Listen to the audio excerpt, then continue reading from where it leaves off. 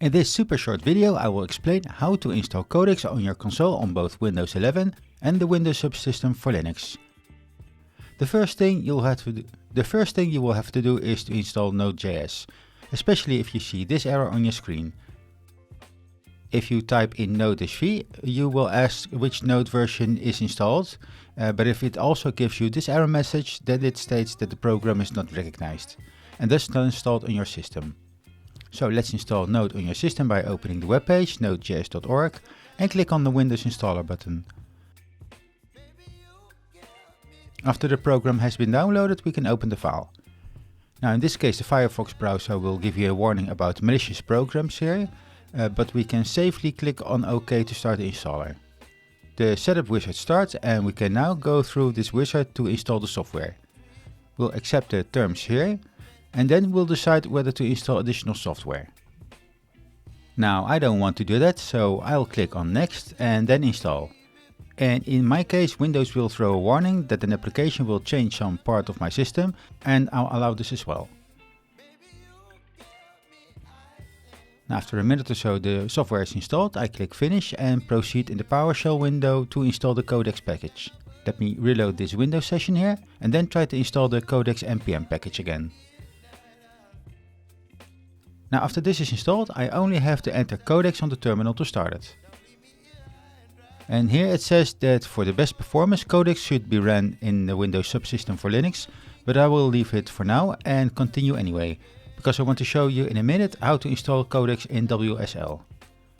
Now Codex now asks if I'm comfortable if I allow it to work in the folder without asking for approval every time, and I will choose not and will continue. After the installation I can check with the /status command if I am logged in. And in my case I was authenticated to use Codex in the terminal, and this could be because I also installed Codex in Visual Studio Code earlier. Now I will install Codex in my Ubuntu Linux Windows Subsystem. So let's open a tab in the terminal and choose Ubuntu. And let me use the npm installation command again in this terminal to install Codex. And I deliberately did this because I want to show you a pitfall you might fall in. If you see this, then you'll know that you haven't installed Node.js and npm on your Linux system yet. So let's first install Node.js and npm and then install Codex again. Here I'm installing the Node.js, which goes pretty quickly. And then I'll install npm, which is a large program to install, so it takes a little while.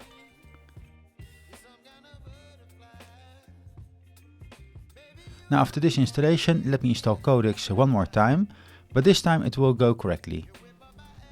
Because after the installation I can start Codex, like you see here.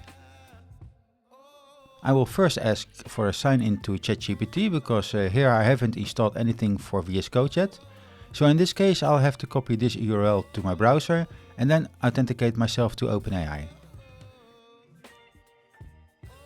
In my case I'm using my Google account to authenticate with. And you should choose your authentication provider for your ChatGPT account in this case. And after this is done, I can close the browser and continue in the terminal window. Again, here I'm asked to allow edits without approval, and again I will say no. And here we are in Codex, and this time we can use it in a Linux environment. I can now check my status again to confirm that I'm logged in, which I am. Now I'm sure that this last procedure to install Codex is working with most Linux distributions too. And if you have any problems, then add it to the comment section to let me know if I'm wrong. For now, we're at the end of this video and I hope you got some valuable information here. So let's finish this up and I will see you in the next video. Goodbye!